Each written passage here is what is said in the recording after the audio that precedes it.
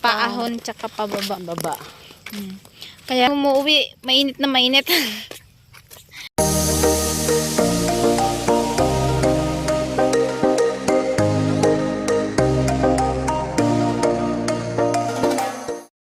Alright, good afternoon, good evening po sa inyo lahat dyan for today's video guys. So, nagantay ako kay mama.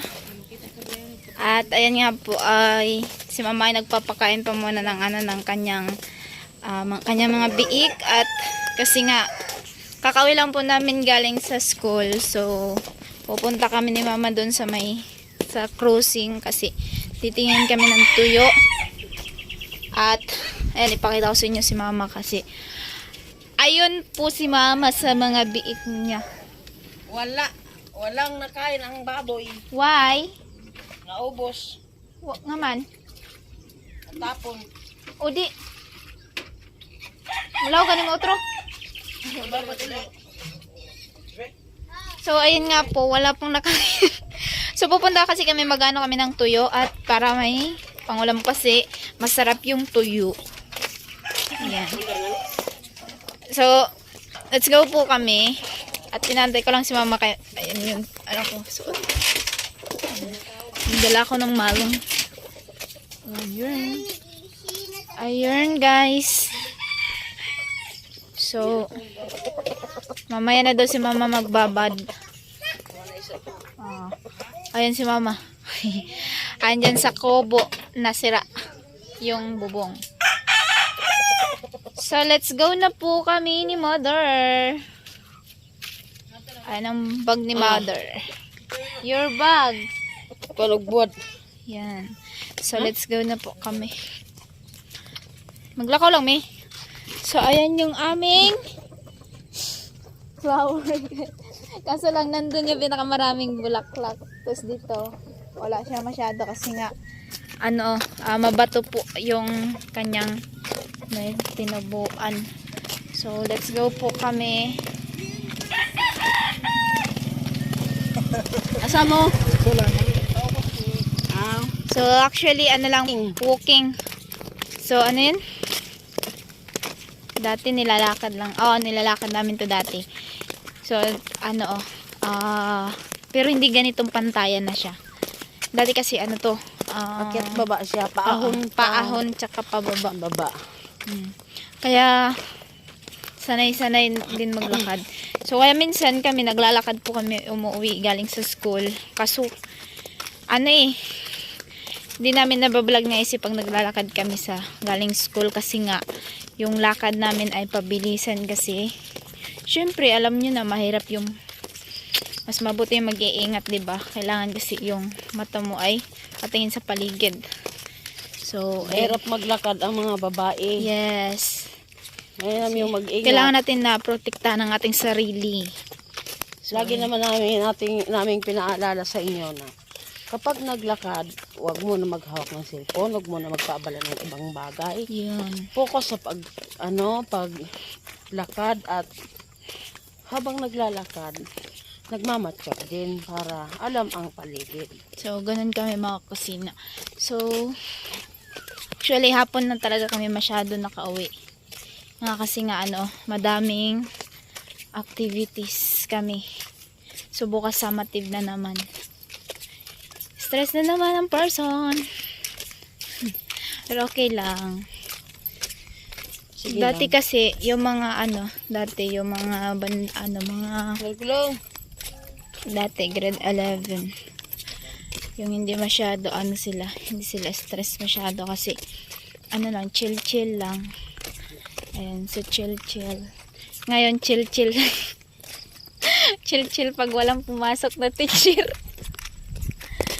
Ako naman at siyempre kapag may klase, nag-iisa ako sa bahay. Ang ginagawa ko, mag-alaga ng mga biik, magluto, maghugas, maghanap ng pang-ulam. So, ayun. Actually, kasi yung inlaga ni Mama na biik, yung iba nun, yung dalawa, ay hindi sa kanya, yung dalawa sa kanya po. Oo. Sa kuya kasi namin yung iba. Yung nasa Kamsor. Kumbaga lang, Pinaalaga lang kay Pinalagaan mama. lang, gawa ng pag-uwi nila para meron naman silang pangbenta. Oo, kasi dito mag-aaral yung anak nila na panganay, yung inaanak ko. Ay, inaanak. Shoutout po pala sa mga ninang-ninang dyan. Ayan, so buti na lang dito ay wala siyang tubig. Ayan, so natuyo na guys. Natuyo na po siya. Walang ulan eh. O, kasi hindi na umulan. Yun, so naglalakad kami umuwi. Mainit na mainit. Pero okay lang. Ganyan talagang buhay. Yung dati nga, sipag tayo maglakad dito, eh yung daanan, kaliit-liit. Oo. Eh ngayon, malawak yung daanan mo. So, ganitong oras mga kusina dati, elementary ako. Naglalakad ako ganitong oras. Pupunta pa muna ako niya ng bayan.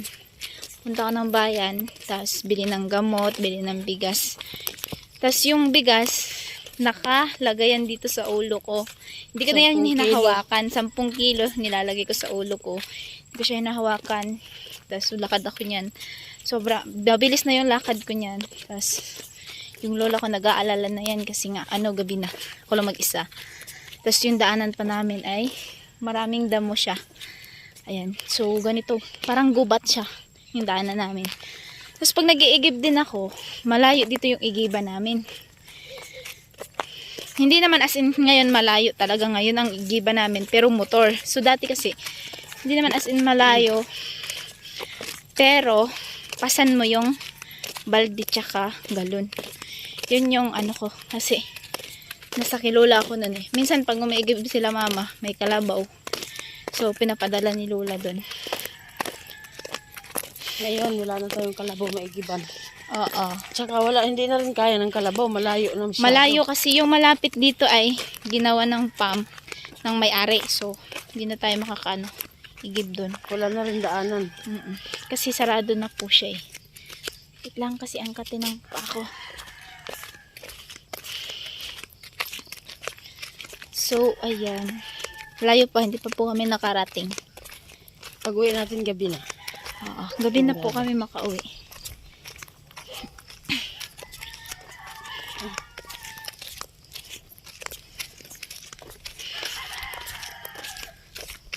One year na lang din ako dito sa admin.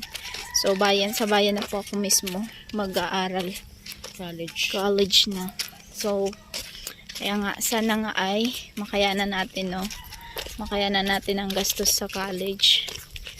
Yan. Yun nga, pero kahit paano basta excited din ako na maka-college ako ng anak.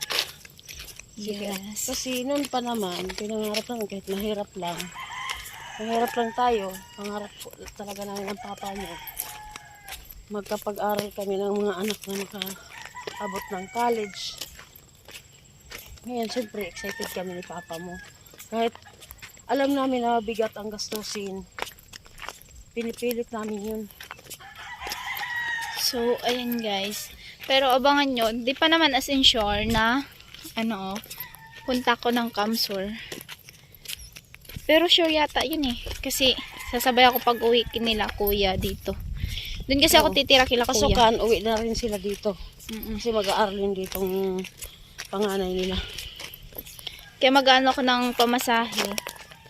Pamasahe papunta doon sa Kamsur kasi nga nandun sila kuya. Doon ako titira kay kuya sa Lechon Express. Ayan, shoutout po sa kanila. Ayan, doon po ako titira kasi doon na nakatira sila kuya. So, nauwi naman kasi sila parang yata. Baka katapusan ng May. Pag may time, tulong-tulong na lang ako doon sa gawa ni kuya para maka-extra. Oo, yung maghuhugas ng plato. Ay, maghuhugas ng plato. Ayan. Kasi kainan yun. Yes, kainan po kasi yan mga kusina. Siyempre, maawa ka minsan kay kuya, kaya tulungan natin. Pag minsan, kasi, pag hindi ako, wala akong lakad. Pwede naman kasi doon mag-extra.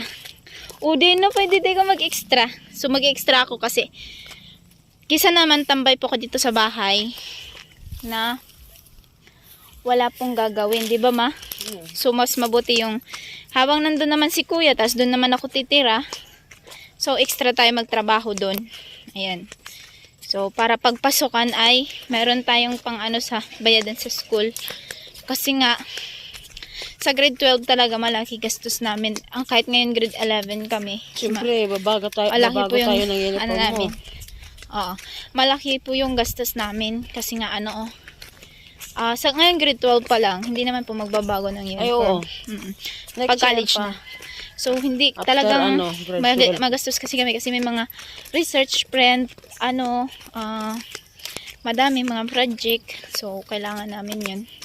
Kailangan lagi ka may pera kasi kagaya ngayon. So ngayon halos grabe yung gastos namin pag araw-araw kasi nga tanyan yung may mga kami pagluluto pag ayan. So thank you so much po talaga sa lahat po, and then kay Lolo Born, ayan, sa lahat po na tumutulong po sa amin, thank you very much. So ayan guys, malapit po kami sa closing, ipakita ko sa inyo. Ayan. Ano yung tindahan ng ito? Yes. Actually mga kusina, ito yung Motor Star. So dito kami cruising. Actually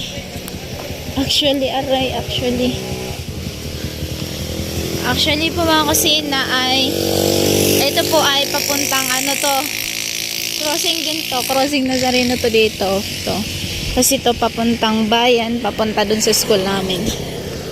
Diba? Ito yung gawa namin dito. Pero yung tindahan na pupuntahan po namin, ito lang siya.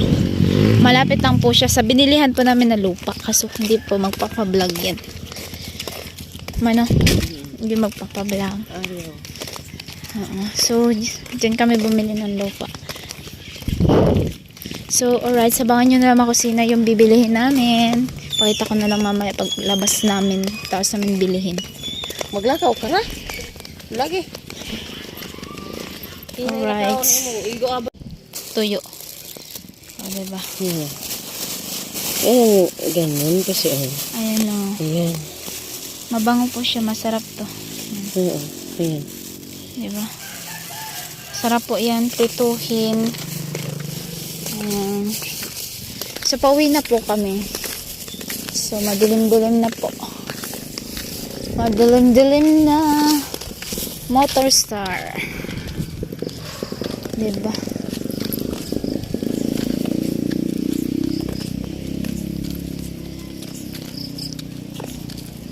Tama tayo makarating sa bahay. Pwede na maghapunan. Yes, kasi may may niluto na doon. Tapos na lang tayo magsaing. Tapos magluto ang ulam. Tapos mamayang gabi na lang ulit pagpakain ng biik. Pwede lang. So, ayan, madami pa kasi akong gagawin. Magsusulat pa po ako. At grabe. Gipalisudan, gid minisir.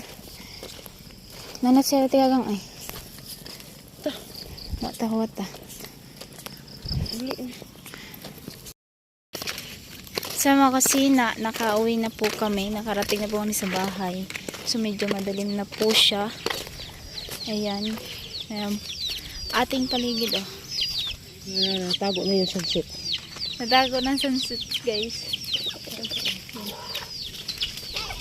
So, ayan po at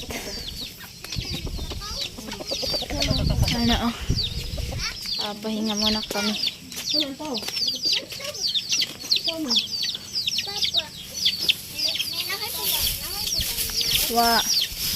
So, ayan nga po at yung mga manok ay nagsiakyatan ng kanilang mga tulugan.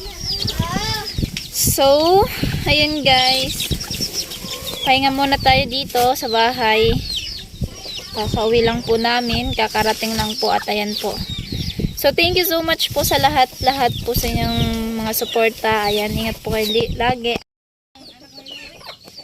So, ayan mga kusina, hanggang dito lang po at ingat po ang lahat. I love you all. Thank you so much po sa inyong lahat. Shout out po sa mga sponsors, sa mga OFW. Ayan. Hanggang dito lang po, ingat-ingat and I love you. Bye-bye. Mwah.